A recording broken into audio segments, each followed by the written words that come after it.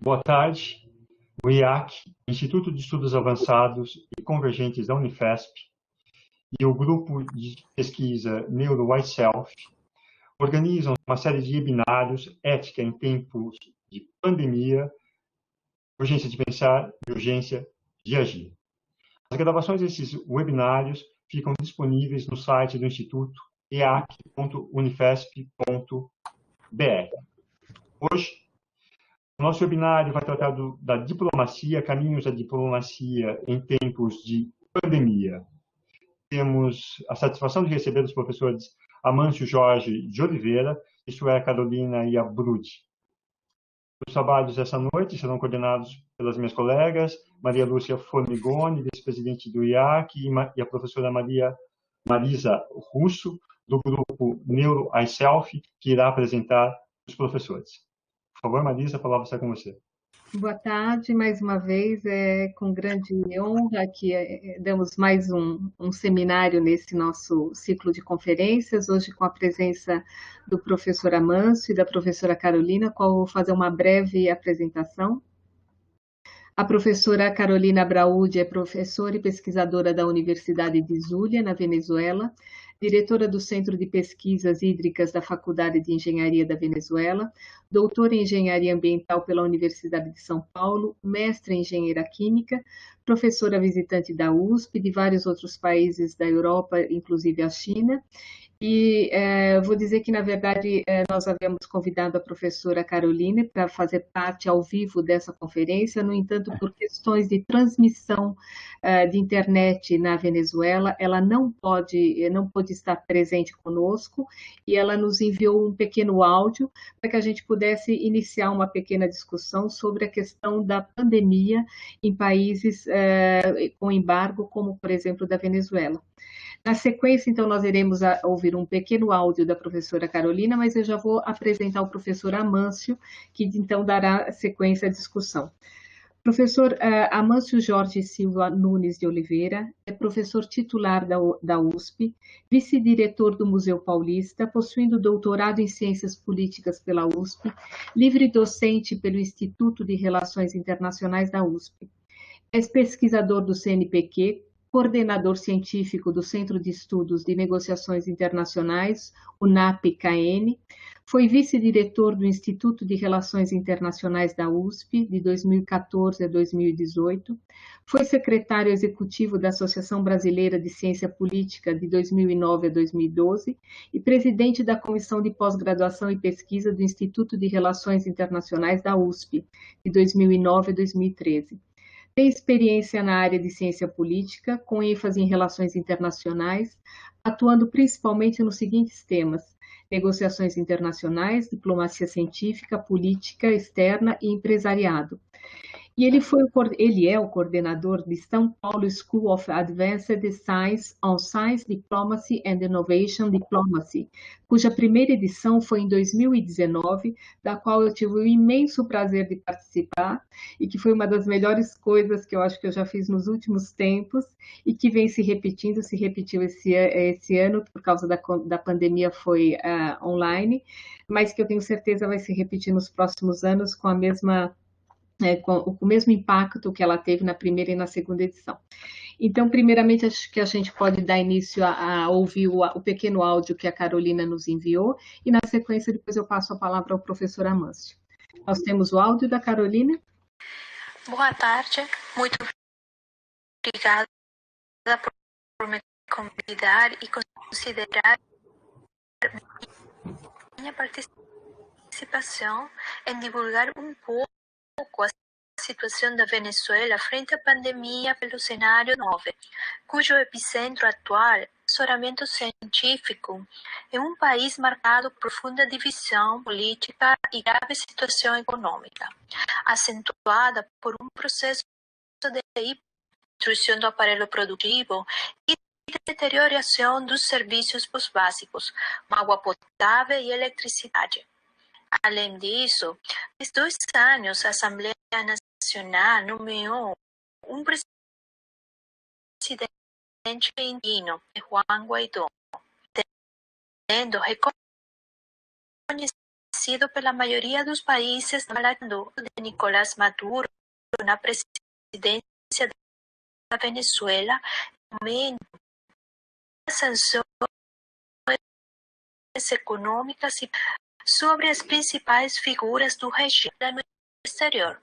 Ainda mais a grave situação econômica da população extremamente vulnerável da Venezuela. Milhões de venezuelanos deixando nos últimos anos, procurando melhores condições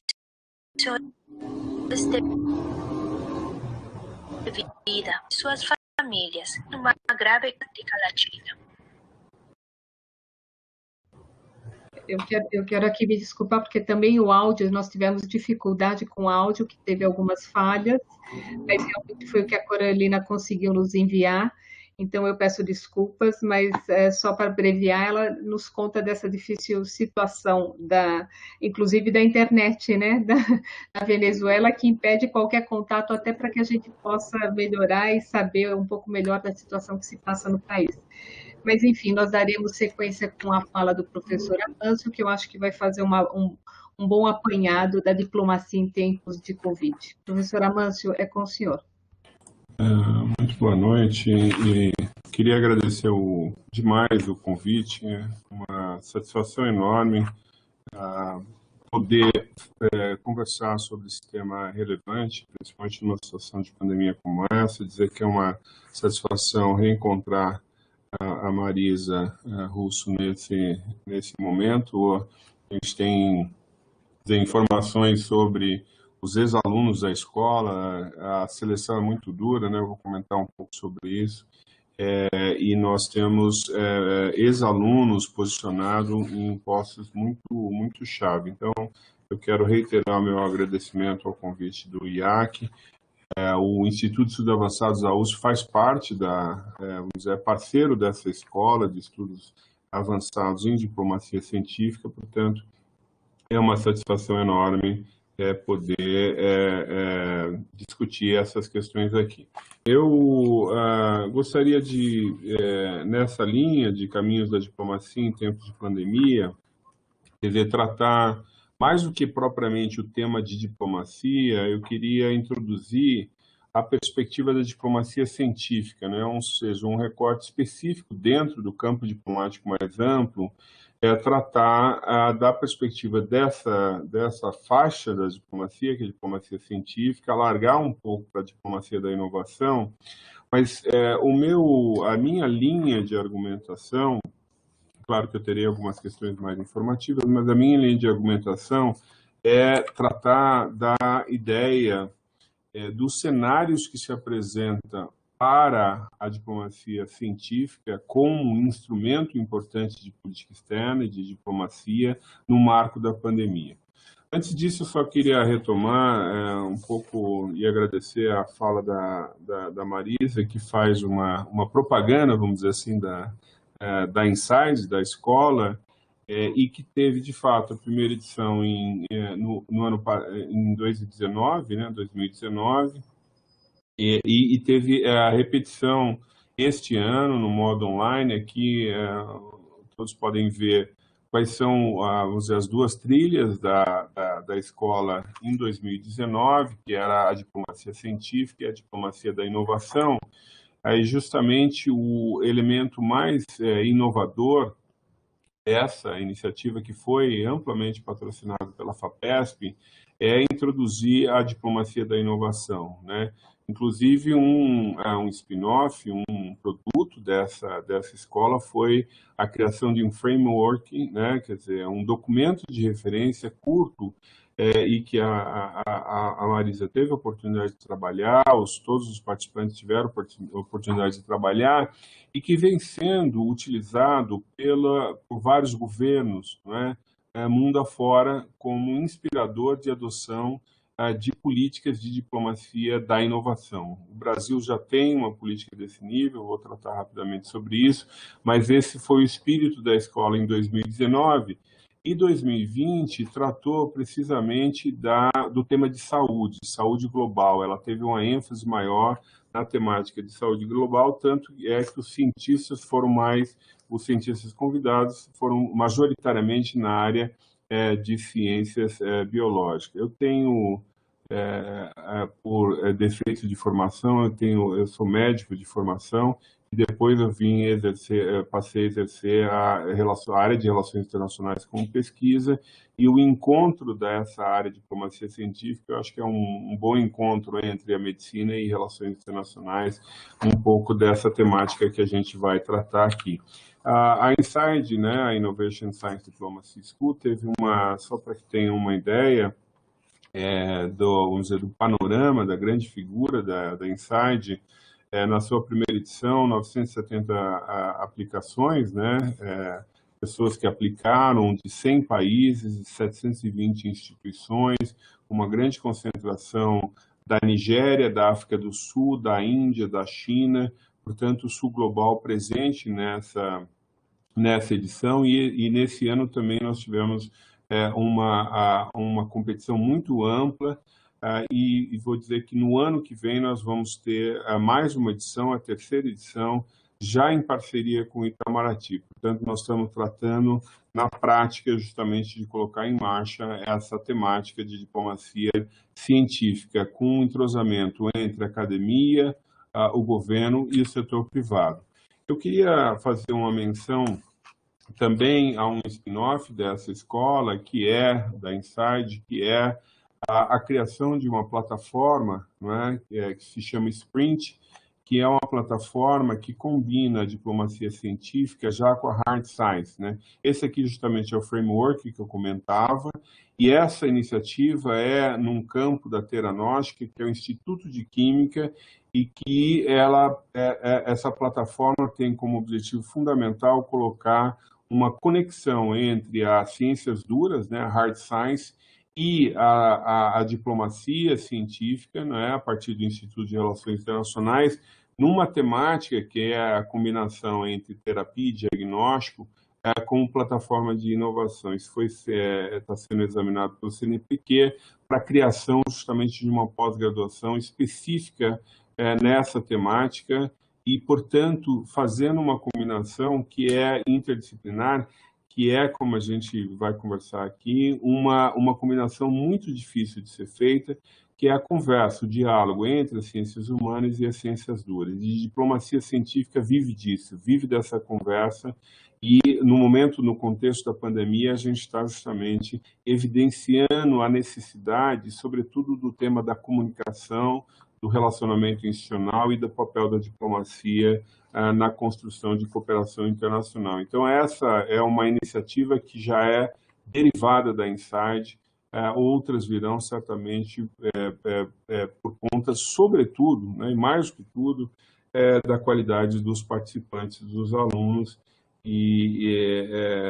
enfim, a Marisa testemunha e também é uma evidência dessa qualidade. Eu não quero fazer uma exposição, como eu disse, escolar. Na verdade, eu quero discutir uma tese e apresentar alguns cenários decorrentes justamente do quadro de pandemia e o papel específico, o potencial da diplomacia como um instrumento importante dentro, enfim, traçando cenários otimistas e pessimistas ou fatores positivos e negativos, mas antes disso, obviamente, eu queria só fazer uma rápida menção conceitual à ideia de diplomacia científica, tratando a diplomacia científica como uma via de mão dupla vamos dizer, do subsídio e da contribuição da ciência, em primeiro lugar, da ciência para a diplomacia, em vários níveis, de várias formas, não é? Quer dizer, desde a ideia vamos dizer, da ciência utilizado para a atividade da diplomacia, ou seja, o fundamento teórico da diplomacia vindo da ciência, por exemplo, da ciência política, do direito e de outras áreas, mas também e, sobretudo, como uma fonte de subsídios para a formulação e para negociações internacionais, né? Quer dizer, as negociações internacionais são cada vez mais tecnicamente mais sofisticadas e, portanto, por exemplo, vamos falar na área de meio ambiente, demanda uma expertise técnica e que venha a partir da combinação da ciência e da diplomacia. Então, nesse sentido, a diplomacia científica, nesse vetor, é a ciência dando subsídio para a diplomacia.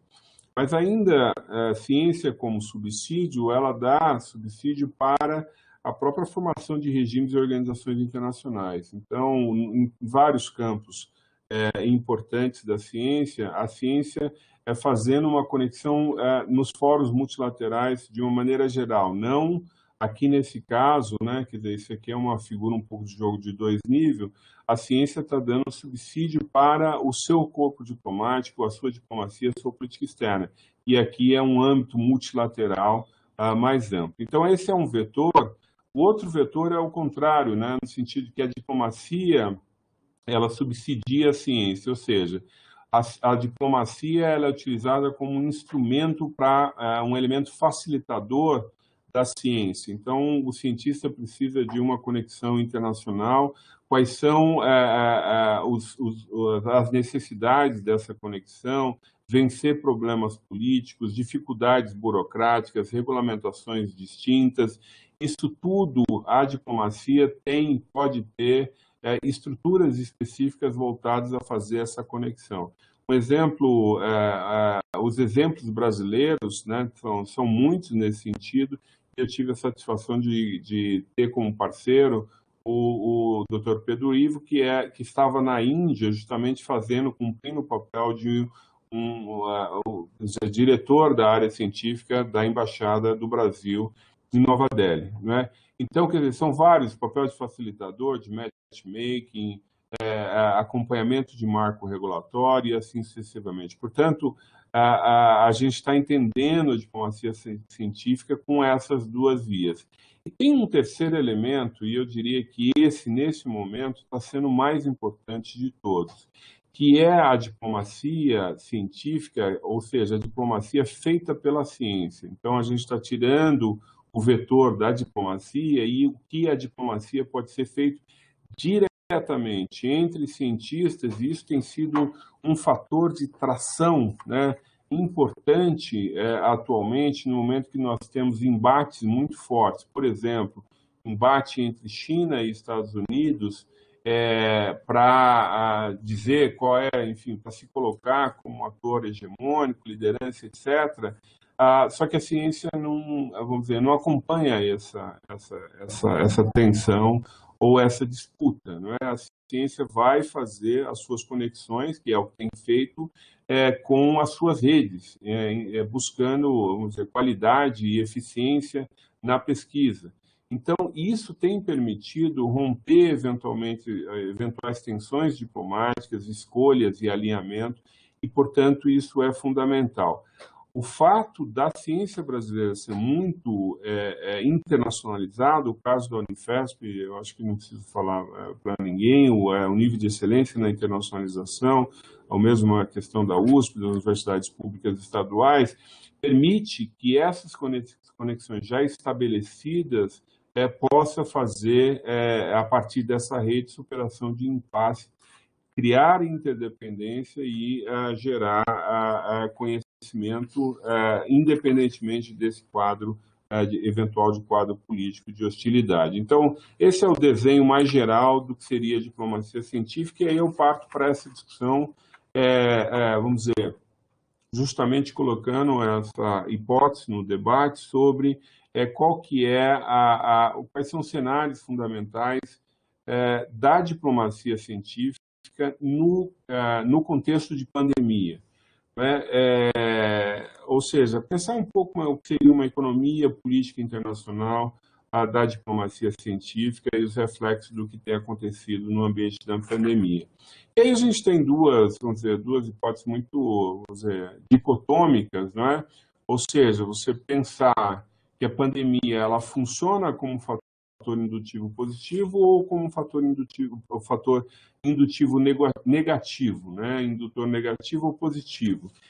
Num primeiro momento, se tinha a literatura e os estudos sobre diplomacia científica direcionaram muito, talvez até de uma forma meio precoce, apressada em dizer que a combinação dos fatores iam gerar uma valorização muito grande da diplomacia científica, o que foi verdade. Quer dizer, a diplomacia científica entrou em evidência, percebeu-se a importância desse campo de estudos e de atuação no campo da diplomacia, mas também essa hipótese aqui parecia que a cooperação internacional seria vencedora, dada a importância do fenômeno global e a resposta que teria que ser necessariamente em rede, né? E, assim, um pouco tirando de lado as disputas de poder entre as nações por conta de um clamor, vamos dizer, um grande clamor global em relação à pandemia. Logo se viu que esse curso não é necessariamente linear, você tem, como eu vou apresentar, alguns fatores puxando para essa direção, outros puxando para a direção negativa. Portanto, esse exame que eu passo a fazer justamente para entender em que medida a diplomacia científica, o grau de protagonismo da diplomacia científica e seu papel para a ciência, não é? Então, a começar com os fatores indutores positivos, né? Por que a diplomacia científica ganha grande relevância, né? E quais são esses elementos impulsionadores para essa relevância da diplomacia científica num contexto de pandemia? O primeiro aspecto fundamental é a ideia da dimensão global da pandemia, né? E a dimensão global da pandemia, por definição, ela demanda respostas globais, né? Esse é um argumento em relações internacionais, dizer, funcionalista, né? Na medida que você tem um problema de natureza global, a resposta só pode ser global, né? Quer dizer, você, a rigor, para uma solução mais estrutural do problema, você não tem como dar uma resposta nacional. E, portanto, você tem uma demanda por cooperação que gera mais demanda por cooperação e assim sucessivamente, né? A grande novidade dessa pandemia, do ponto de vista de impactos globais, é que, diferentemente de algumas patologias, de algumas endemias, né, ficariam restritas a determinados países, sobretudo países de menor renda, que não, essas patologias ou essas endemias não seriam um problema de natureza global. Portanto, você tem ali problemas localizados, então a solução é também específica, né? Já a Covid, a pandemia da Covid-19, ela tem, por conta dos grandes fluxos e da necessidade da noção de imunidade de rebanho, da necessidade de vacina em grande escala, de tratamento em grande escala, porque, caso contrário, vai impactar também os países envolvidos, se gera, vamos dizer, uma certa pressão por essa cooperação internacional. Então, essa está na base, a tese da ideia de que a pandemia geraria um fator, né, um impulsionamento positivo para a diplomacia científica. A ideia do tratamento e da vacina como bem público global, isso foi imediatamente mobilizado, né? Quer dizer, saúde como um bem público global e a vacina, né, como um bem público global. Se isso, né, e aí é uma guerra de narrativas, evidentemente, se isso vigora, né, a ideia de bem público global é como uma missão que deve ser provida globalmente, né, por estruturas, organizações internacionais, de maneira isonômica para todos os países. Portanto, essa dimensão aqui coloca a noção de diplomacia da vacina, que tem um papel histórico muito importante, né, de ruptura de tensões governamentais, né? A ciência nunca está em guerra, a ciência desconhece países porque é de vacinação, né? E aí a varíola, uma experiência histórica importante, né, em situações de tensões internacionais, no entanto, ela não foi interrompida. Então, a noção de diplomacia científica da vacina e diplomacia científica da vacina é um elemento importante, definidor como bem público global. Como eu vou mostrar em seguida, essa definição não é completa para tipificar a vacina como bem público global, e eu vou comentar a razão. Reduções de assimetrias, na medida em que você teria um clamor de distribuição mais amplo, internacional, né? No sentido de que mostrar que essas assimetrias são maléficas e, portanto, você tem que ter esforço distributivo, né? Portanto, tem uma dimensão, vamos dizer, normativa nessa opção, que viu rapidamente que isso não seria necessariamente verdade. A demanda por institucionalização de assessorias científicas, né? Esse é um aprendizado que o Brasil vem fazendo, né? De uma maneira, vamos dizer, ad hoc, mas essa institucionalização em alguns países já são bem sedimentados. Ou seja, você tem no interior de governos assessores científicos, né, na sua estrutura governamental, ou seja, não há uma resposta ad hoc no momento que existe uma crise qualquer e, portanto, você convoca e coloca um comitê ad hoc. Então, essa demanda por institucionalizar esse intercâmbio, a ciência inserida nos governos, seria também um elemento indutor positivo. E, por fim, a necessidade de um aumento de coordenação governamental, né? Quer dizer, nas várias esferas de governo. Isso gerou, né, eu tenho aí referências, depois a gente pode conversar, até um campo de estudo mostrando que, no primeiro momento, a resposta dos países autocráticos foram melhores para conter a Covid do que os países democráticos, exatamente porque essa coordenação, problemas de vigilância, era mais fácil obter em países autocráticos. Mas o acompanhamento dos dados acabam mostrando que isso não é necessariamente verdadeiro. Na primeira fase isso aconteceu, os estudos empíricos mostram isso. Mas aqui eu me refiro não necessariamente a regimes políticos, mas uma coordenação pela necessidade de dar respostas rápidas, não é? Agora, tem vamos dizer, o outro cenário, né? A pandemia como um fator negativo no sentido de dizer que a diplomacia ela perde força, a diplomacia científica perde força enquanto uma política pública. Quais são as razões disso que também foram rapidamente evidenciadas?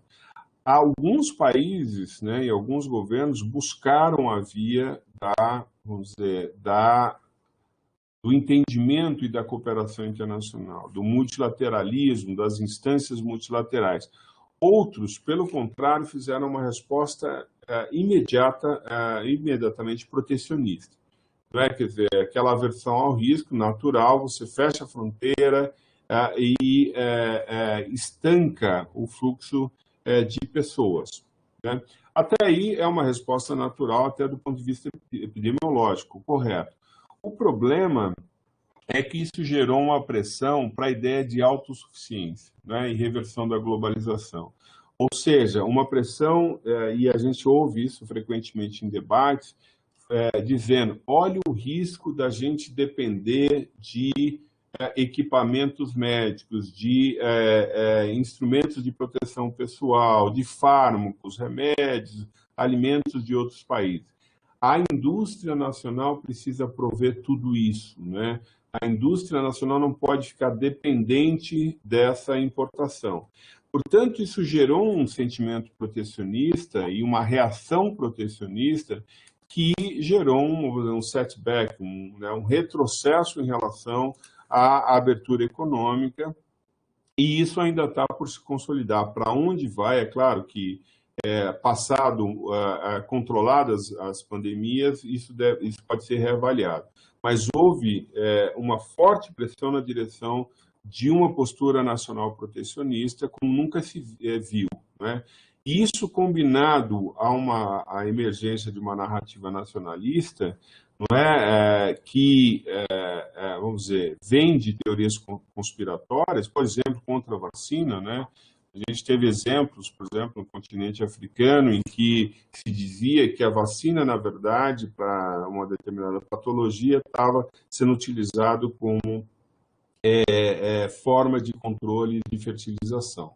Então, narrativas desse tipo pode gerar um efeito contrário.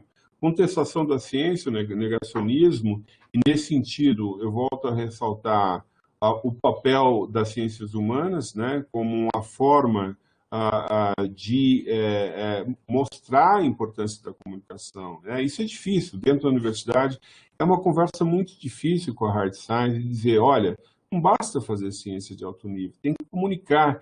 E tem que comunicar, em primeiro lugar, para ter parcerias, em segundo lugar, para ter financiamento, mas mais do que tudo, agora a guerra é a guerra pela comunicação e contra o negacionismo. Portanto, o elemento, e aí a diplomacia científica cumpre um papel importante, quer dizer, o elemento da comunicação também introjetada na formação do cientista. Eu acho que esse é muito do objetivo da escola, de trazer pessoas com formação e treinamento e pesquisa de alto nível, mas também ter um intercâmbio no campo da comunicação e do relacionamento institucional. As disputas por hegemonia se revelaram de forma muito flagrante, não é? Quer dizer, sobretudo entre China e Estados Unidos, e a ampliação da assimetria, na medida em que os países que têm mais acesso a recursos de combate à pandemia, os efeitos são menores, portanto, e do ponto de vista tecnológico também. Portanto, você tem um aumento do gap de desenvolvimento econômico e não o contrário. Então, esses são cenários que a gente poderia dizer que são cenários que trazem, que reduzem a importância da diplomacia científica. É claro que tem um balanço dessas duas coisas, e eu diria dizer facilmente que o balanço é positivo no sentido de aumentar a importância da diplomacia e da formação dos diplomatas da ciência, por assim dizer. Por que eu disse logo há pouco que a vacina não necessariamente pode ser entendida como um bem público global, né? Bem público global é uma política que trata de alguns itens ou bens sendo comum a todo o planeta, né? Quer dizer, no fundo, a gente pode dizer que há uma necessidade planetária sobre a vacina, mas a definição de bem público global, ela parte da ideia de que o bem público global não é competitivo.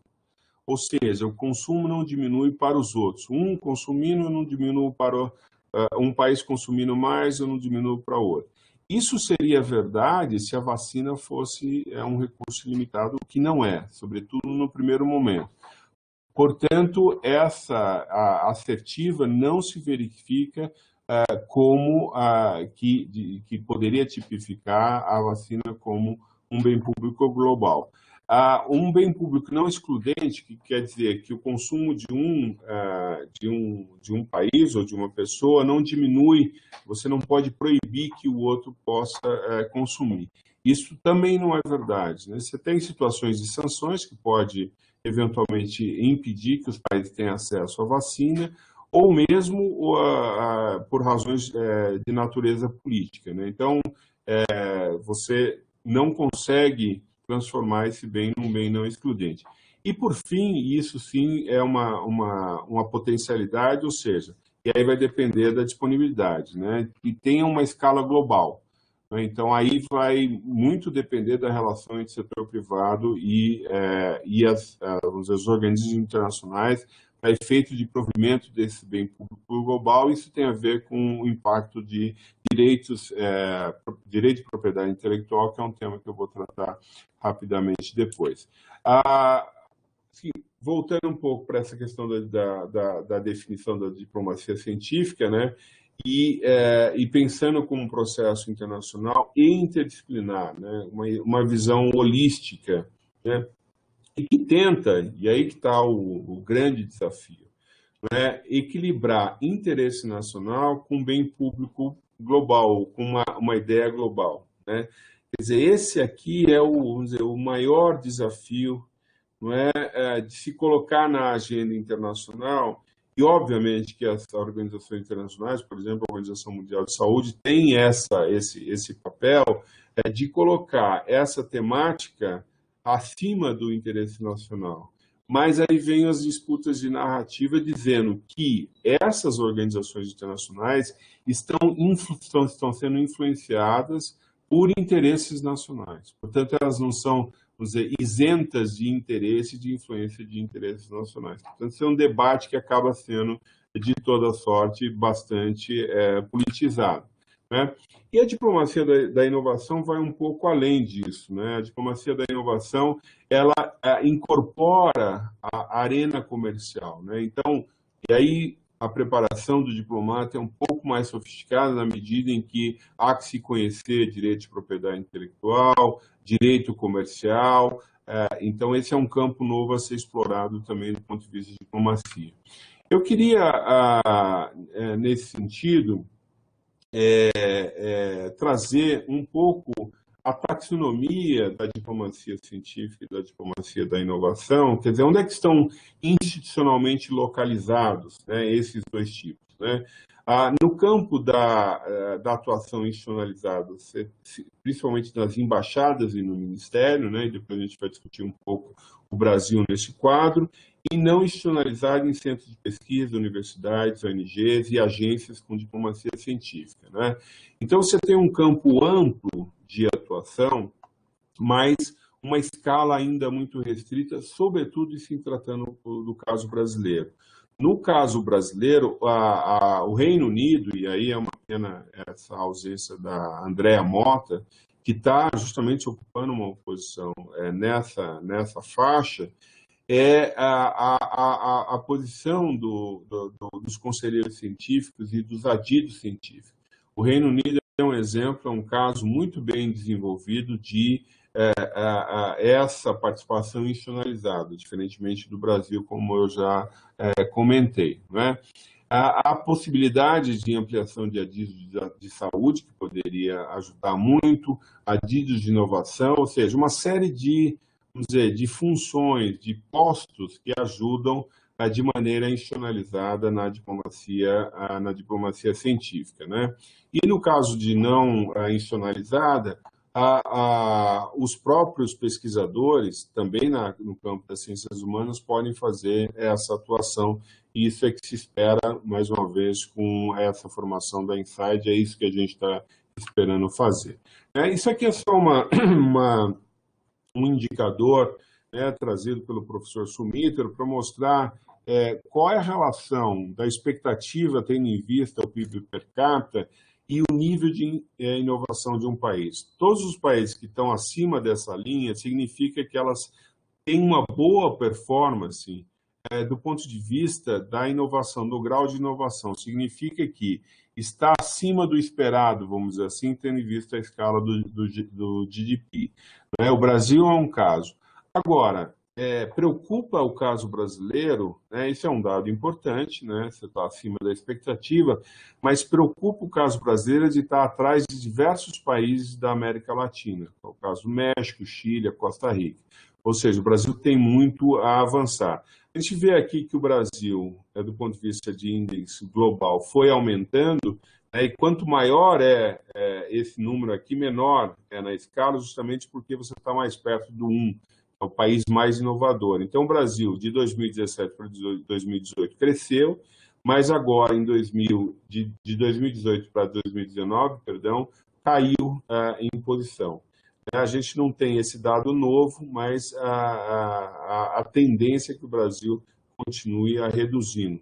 Veremos como é que é o próximo, como é que sai o próximo indicador Global Innovation Index, que o professor Sumitra faz parte também, é um dos membros dessa escola, e nos traz isso para o campo, vamos dizer, geral, né, desagregado, sem pensar especificamente na saúde, mas depois a gente pode falar. E com isso eu vou me encaminhando para a conclusão, né, justamente para discutir os ativos e as restrições do Brasil no campo da diplomacia científica. Não é?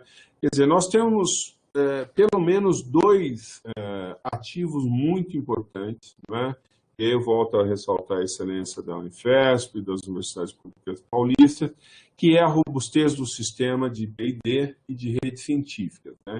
Embora esteja essa discussão sobre o FAPESP e as universidades públicas, etc., esteja na spot, né? Esteja no centro da discussão, nós temos um sistema muito robusto, precisamos lutar para manter isso, mas esse é um ativo fundamental do Brasil, do ponto de vista no campo da diplomacia científica. Outro ativo importante são os programas de diplomacia da inovação já existentes, por exemplo, no âmbito do MRE. Esse é um programa pouco conhecido, né? Que é importante, mas que precisa ganhar em escala. Ele é localizado, é focalizado, tem uma escala pequena, em quantidade de recursos, né? Isso precisa ser aumentado, é um ativo, um embrião importante para o caso brasileiro, que trabalha muito com a diáspora, né? Quer dizer, são cientistas brasileiros no exterior formando redes e que pode aumentar a densidade da inovação brasileira. Do ponto de vista de restrição, algumas importantes, né? O que nós estamos vendo hoje foi um dia intenso com relação à discussão sobre a vacina, governo do Estado, governo federal, a disputa, a politização dessa disputa, não é? Então, a disputa das esferas de poder e essa articulação entre a PEB e a diplomacia científica parece haver uma certa desconexão. Na medida em que a diplomacia científica vem defendendo fortemente o multilateralismo, não é? E com suas redes, já a política externa brasileira tem alguns alinhamentos, né? Descolando um pouco dessa articulação. Então, existe um certo descompasso entre a PEB e a diplomacia científica. As estruturas de governança foram melhoradas, mas ainda são ad hoc, então precisa haver um grau de institucionalização. O posicionamento em relação à quebra da patente, no caso da vacina, o Brasil se posicionou contrariamente. Tem um argumento plausível, correto, no sentido de que se você quebra as patentes, você para a vacina, você diminui, vamos dizer, o incentivo de inovação nesse campo de medicamentos, de vacina, mas também o Brasil, vamos dizer, descola de sua orientação tradicional de defender a quebra das patentes, principalmente num caso emblemático como esse. E vamos dizer, a tensão entre as opções sobre o multilateralismo e as parcerias estratégicas. Isso está jogando o Brasil, está alinhando o Brasil para países que estão defendendo ações de campo de cunho muito mais unilateral do que multilateral. Então, esse é o retrato geral, eu já falei bastante, e aí eu espero que, enfim, ter a oportunidade aí da gente conversar, se for o caso, responder perguntas, mas me coloco à disposição e agradeço mais uma vez a oportunidade do diálogo. Em primeiro lugar, gostaria muito de novo de agradecer a fala do professor Amâncio e da professora Carolina também, que infelizmente não está presente.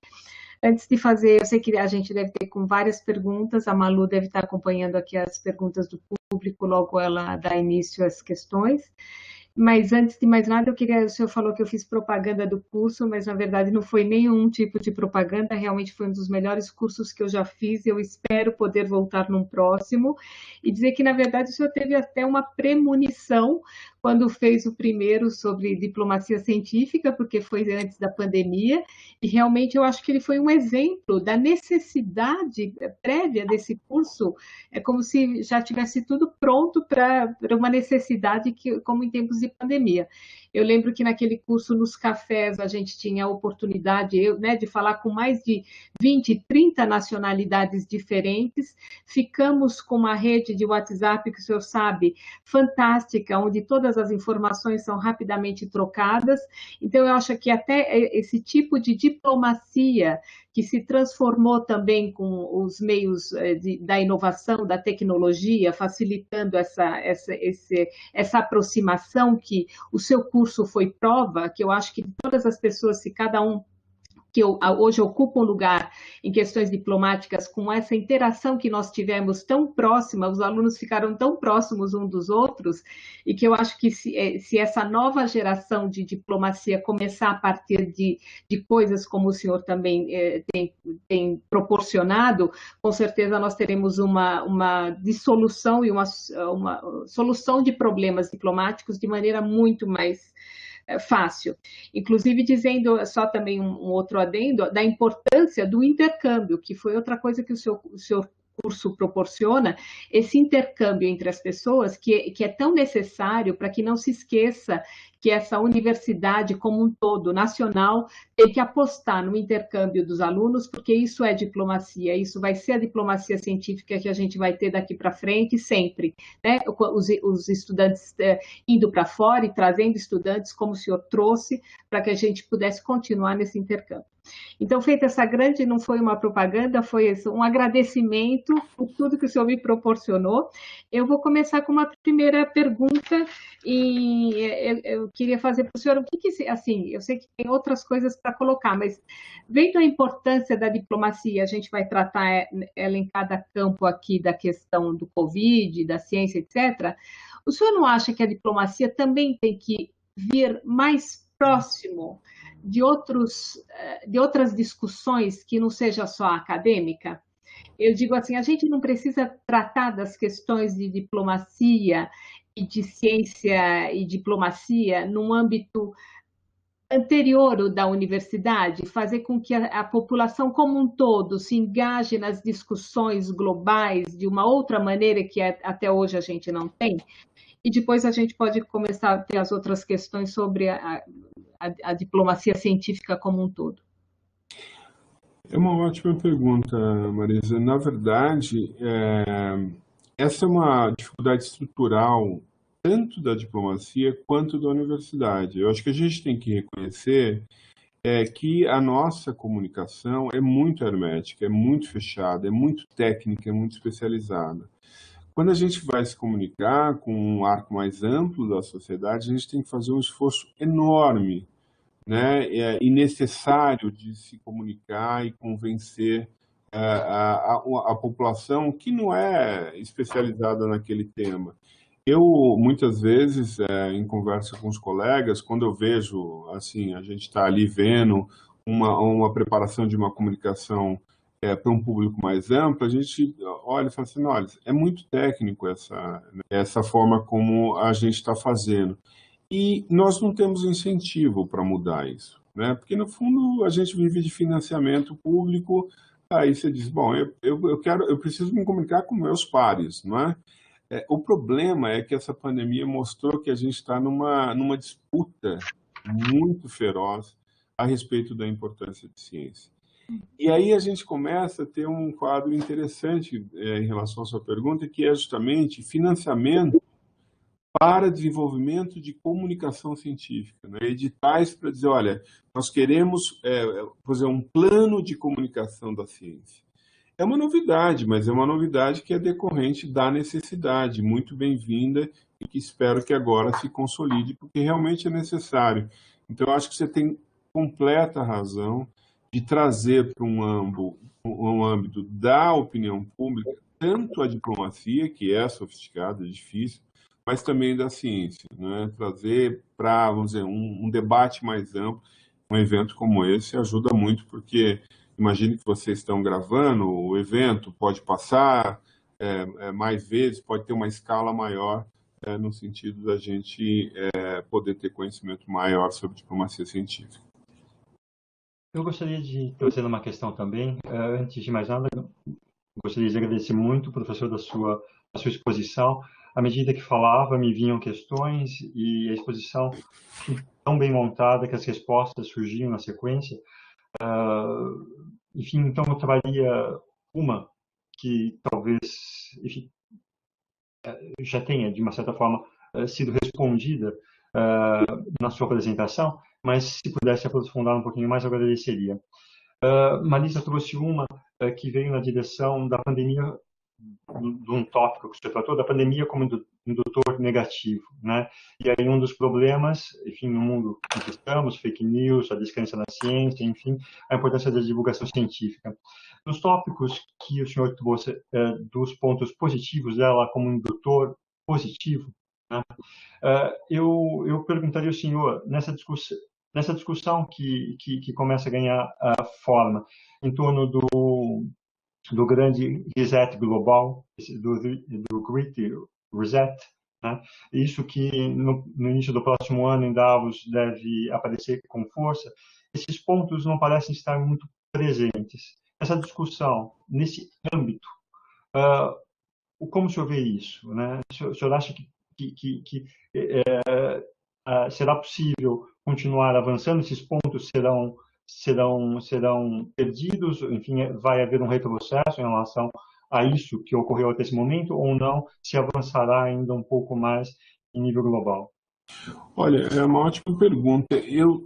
A gente tem visto surpresas sobre o impacto da pandemia em relações de vários níveis. E a surpresa tem sido o fato de que as empresas têm puxado para uma agenda de sustentabilidade de maneira quase que a condicionar qualquer tipo de negócio. Então, hoje a gente vê coalizões de empresas puxando por uma ideia de produção sustentável, com sustentabilidade no âmbito do meio ambiente, descolando muitas vezes de governos que estão negligenciando essa temática. Então, eu acho que isso entra na agenda. Você tem toda a razão. Eu diria que um fórum como o Davos vai colocar isso na centralidade, não é? Mas, ao mesmo tempo que você tem uma agenda puxando nessa direção, você tem contestação de organizações internacionais como a Organização Mundial de Comércio, né? E mais do que tudo, a Organização Mundial de Saúde. Então, você tem um jogo, né? Que um competindo com o outro, do ponto de vista da narrativa, mas eu acho que em algumas arenas, e a Ford Davos é uma delas, a agenda vai evoluir. Eu não tenho a menor dúvida que isso entrou na agenda, o tema da sustentabilidade, depois da pandemia. Então, acho que são mudanças que veio para ficar seguramente. Obrigado. Eu gostaria de dar sequência à pergunta que a Marisa fez, e em relação a essa questão da dificuldade de comunicação, e que eu acho que é uma questão fundamental. Essa semana mesmo, um colega seu, professor de medicina da USP, estava afirmando que existem 3 áreas, o direito, a medicina e a economia, que primam por ter um jargão que muitas vezes é muito hermético em relação à população e que fica difícil para a população entender, e a gente percebe como nossos colegas muitas vezes têm uma grande dificuldade em traduzir de uma forma popular, inteligível pela maior parte da população as suas ideias, e daí eu acho que o afastamento em relação à ciência.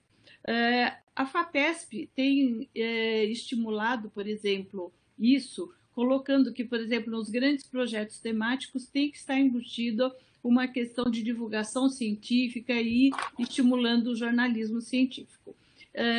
E eu acho que esse é um processo muito interessante que precisa realmente ser efetivado, mas até que ponto esse hermetismo é, na verdade, uma maneira de se preservar um certo poder? E como que a diplomacia vê essas questões?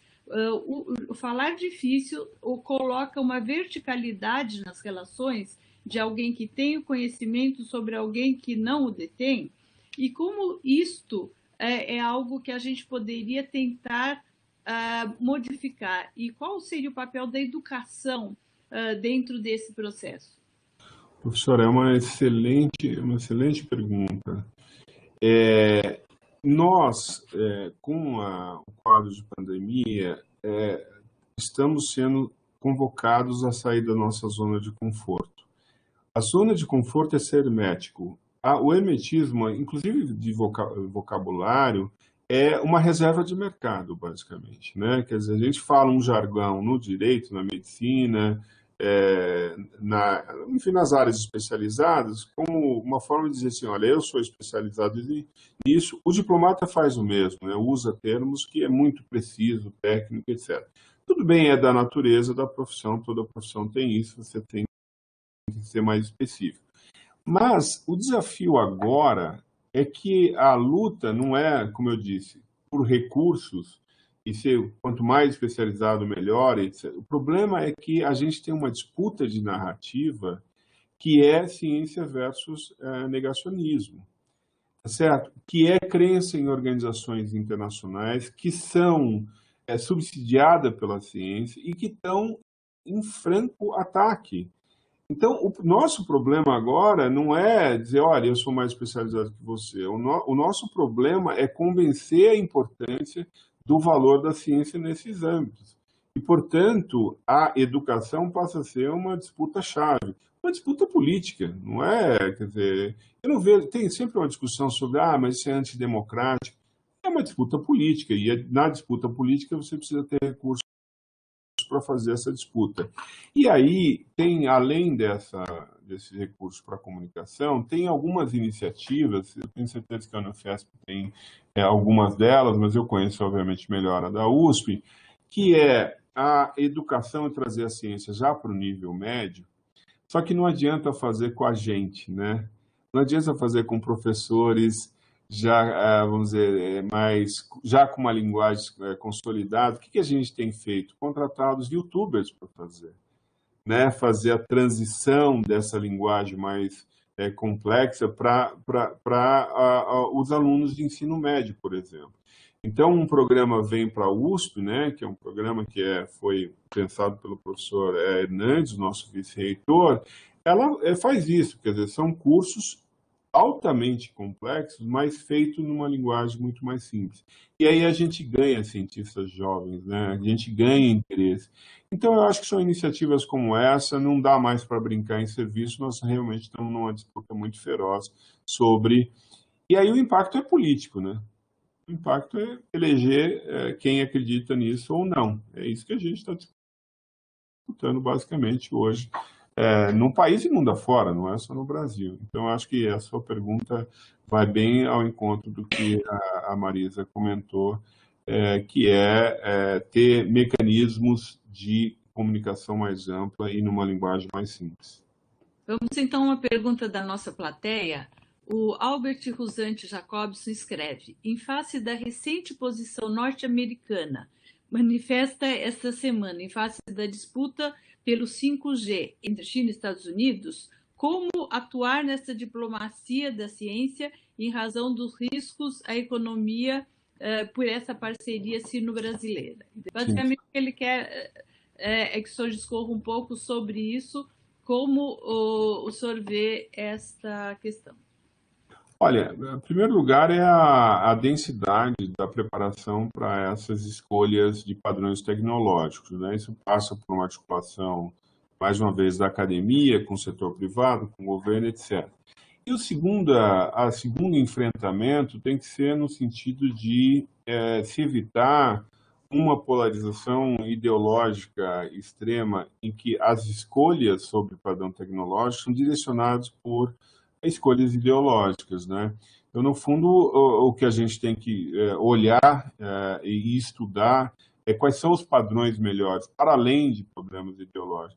E aí eu volto a dizer, existe um descolamento entre política externa, que tem um direcionamento, e vou dizer mais, é legítimo. O fato do Brasil ter como opção diplomática uma preferência, isso é legítimo, é uma escolha governamental. Agora, os agentes, por exemplo, setor privado, academia, etc., também é legítimo que faça uma discussão mais ampliada para sair dessa, vamos dizer, escolhas que são orientadas do ponto de vista ideológico. Então, eu diria que para esse debate, que vai ter impacto seríssimo no caso brasileiro, é fazer essa opção do ponto de vista mais técnico possível, não do ponto de vista de escolhas ideológicas. Muito obrigada. O IEA da USP está fazendo um conjunto de seminários justamente sobre esse tema, o impacto do 5G para a economia brasileira, né? Então, aí o parceiro de vocês, né, parceiro da Unifesp, vocês podem, assim, fazer intercâmbio sobre essa discussão. A gente acompanha. Ah, que bom. Professor, então, eu vou fazer mais uma pergunta, trazendo para a questão, digamos, do Covid, né? A gente sabe que uma das questões principais, e já pegando o gancho, né, que o senhor falou da importância de se falar sobre difusão científica, fake news, etc., uma das questões principais no campo da Covid, que a gente viu mundialmente, é a questão da confiabilidade. né? Então, é a falta de confiabilidade global, né? Então, a gente teve vários países dando várias notícias diferentes, alternadas. Então, a população global ficou sem um direcionamento, né? Porque a gente não tinha onde se manter numa notícia com confiabilidade que todos pudessem seguir. Até hoje a gente tem várias informações contrárias. Então, eu diria, a diplomacia ela também não tem esse papel de criar um nicho de confiabilidade para que se faça as trocas, seja as trocas das informações ou as trocas do acordo. Então, essa noção de confiabilidade não deveria ser melhor estruturada pelo corpo diplomático, digamos assim. E uma outra pergunta juntando nisso, ou quase não, né? Que eu queria fazer primeiro da confiabilidade, e eu já vou engatar minha segunda pergunta, em relação também mais direta à Covid. De que maneira esta diplomacia pode vir ajudar justamente os países que hoje praticamente nem têm diplomacia, porque sofrem embargos, estão completamente fechados, não têm acordo, sofrem os portos estão bloqueados. Que diplomacia a gente leva para estes países? Eu lembro que eu vi uma reportagem falando do Sudão, que eu acho que ele tem 20 leitos de cura intensiva e tem um ventilador para o país todo. Eu pensei que era para uma região, mas quando eu vi que ele tinha 20 leitos de cuidados intensivos e um ventilador para o país todo, então, que diplomacia? Porque a gente fala de diplomacia entre países que podem trocar alguma coisa. Quando você tem que fazer diplomacia com quem não tem nada para trocar, qual é a diplomacia que a gente oferece em tempos de Covid? É isso. Olha, em relação à questão da confiabilidade, existe essa pandemia foi estarrecedora no sentido que você tomou um choque que mesmo a ciência não estava preparada para responder. Por exemplo, comportamento a respeito de isolamento, isso foi amplamente discutido e houve dúvida, a hora usa máscara, a hora não usa, tem que fazer isolamento total, vertical, etc.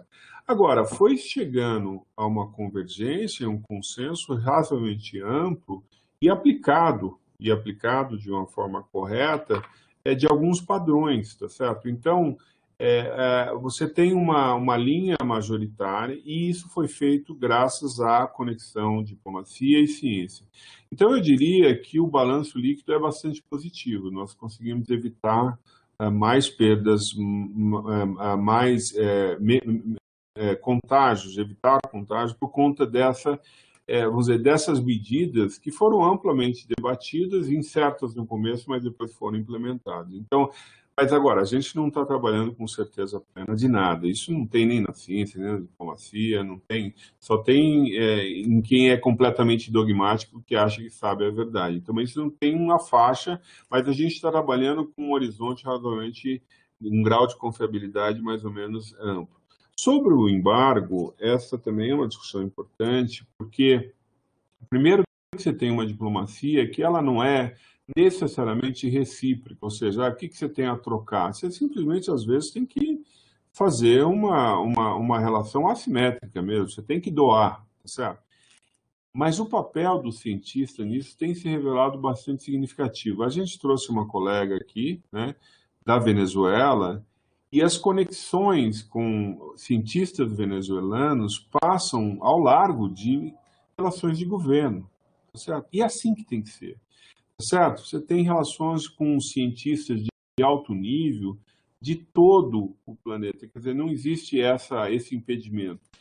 Essa conexão, muitas vezes, consegue fazer intercâmbios que acabam impactando a realidade. Então, acho que exercer esse papel, continuar exercendo esse papel é importante. E aí eu volto um pouco da formação que a gente na USP, no KN, que é o centro que eu coordeno, o tema da cooperação internacional, né? Fazer cursos de cooperação internacional, às vezes para cientista, de laboratório mesmo.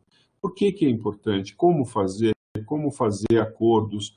Então, a gente rompe essas barreiras, ajuda a romper dessa maneira. Eu diria que esse é um vetor importante. Agora, só uma curiosidade, a gente falou em emeticidade de linguagem, hoje achatamento de curva virou linguagem corrente, né? achatar a curva, distribuição de gás, as pessoas falam em bares, né, em restaurantes, isso, né? Ou seja, a gente está popularizando uma linguagem que é bastante específica, né? Essa é uma questão que de como a Covid também proporcionou exatamente elevar o nível, ao invés a gente conseguiu com que a população soubesse vários jargões, né, de vacina, fase 1, fase 2, fase 3, antes era pergunta de vestibular, e hoje realmente faz parte do Debate. verdade. Então foi uma dos ganhos da pandemia, né? A gente traz para uma discussão geral.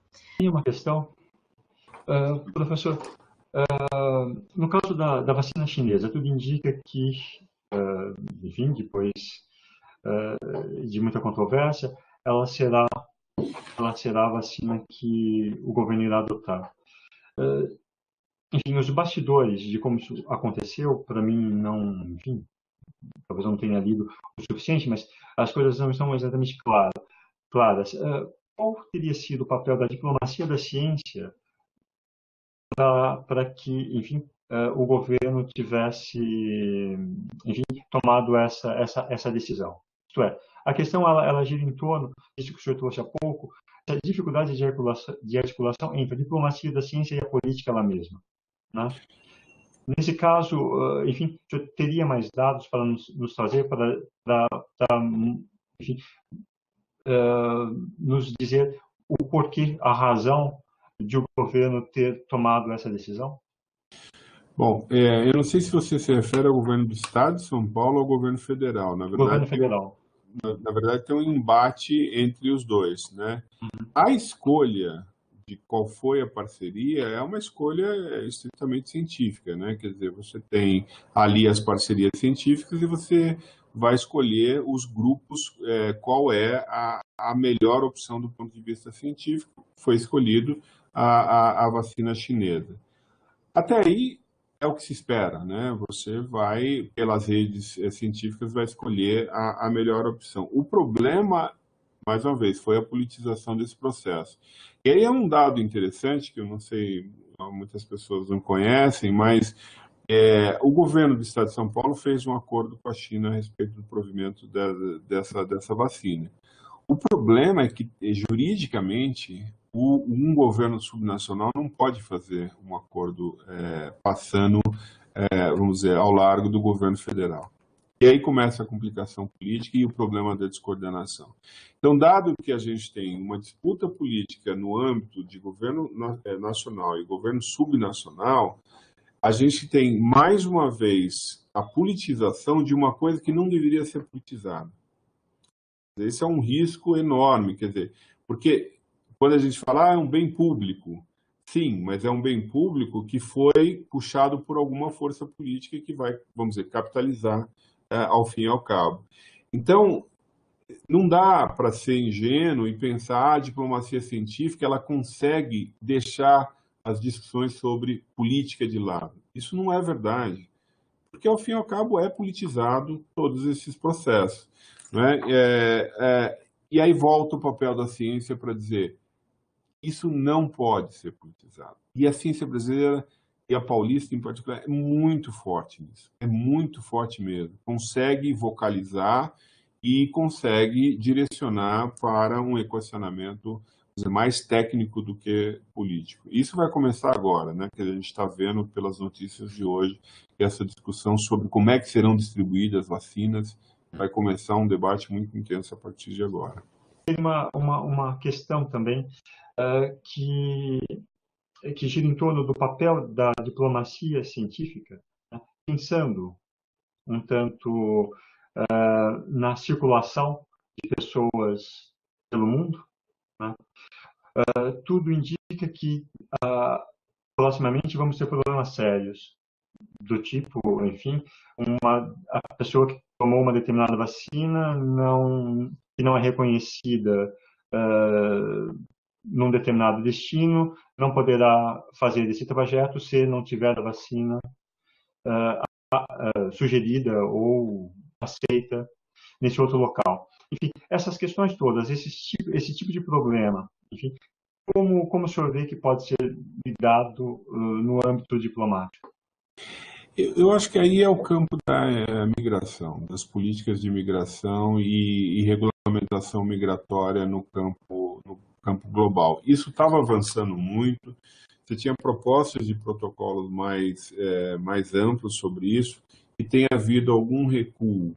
Mas esse recuo pode ser temporário, ou seja, você pode ter protocolos sobre como tratar essa relação entre migração e imunização, né, a partir de protocolos internacionais, assim como a gente tem protocolo no plano nacional. Então, é precoce, isso vai haver um retrocesso inicial, mas certamente isso vai evoluir para uma discussão no plano global para solucionar esse problema, porque não pode haver distorções de natureza política, que é o que você está dizendo, no fundo, né? Você usar esse tema para dizer, olha, eu não aceito esse imigrante por essa ou aquela razão. Então, mas isso deve ser um tema de debate global, certamente, no futuro próximo. Obrigado. Eu gostaria só de agradecer muito, muito a participação do professor Amâncio. Espero poder convidá-lo para uma próxima, junto com a professora Andréia, para debater de maneira mais ampla a questão da diplomacia científica, porque eu acho que é um campo apaixonante, tem muitas coisas a serem discutidas. Se a gente abrisse, eu sei que iam vir várias questões como o 5G e outras tantas, né? A gente centrou um pouco na questão da pandemia, então acho que é uma discussão muito rica para a nossa universidade, se a gente puder trazer o senhor para uma próxima palestra, abrindo também para a Andréia. Eu só gostaria de agradecer sua presença e muito obrigada pela palestra. Deixo com o Ivo e o Malu. Eu gostaria também de agradecer e colocar que diante dessa nossa temática do impacto da pandemia, não só na saúde, mas principalmente todos os aspectos éticos envolvidos, a questão diplomática é fundamental, porque como nós vamos lidar com isso e essa reflexão é muito importante, porque principalmente nessa situação de tanta correria do dia a dia por conta da pandemia, as pessoas param agem de uma maneira corriqueira ou atabalhoada e acabam esquecendo de refletir sobre todas essas implicações. Então, agradecemos muito as suas reflexões, que acho que foram fundamentais, sobre como isso tudo, existe um pano de fundo em cima de todas essas questões e não é trivial a tomada de decisão, não é simplesmente vou comprar de A ou B a vacina pelo preço, mas tem muito mais nesse cenário tão complexo, né? Então, agradeço muito e esperamos poder contar de novo com o senhor em uma próxima ocasião. Professor, novamente, muito obrigado. Faço as minhas palavras, as de Marisa e de Malu, como Malu dizia, enfim, espero que em breve podemos contar novamente com a sua presença aqui no IAC da Unifesp. Muito obrigado pelo convite do IAC e, na verdade, sou eu que tenho que agradecer, porque o que vocês estão fazendo é ajudar a difundir a diplomacia científica. Então, eu sou muito grato por isso, porque acho um tema realmente relevante. Muito obrigado pelo convite, estou à disposição.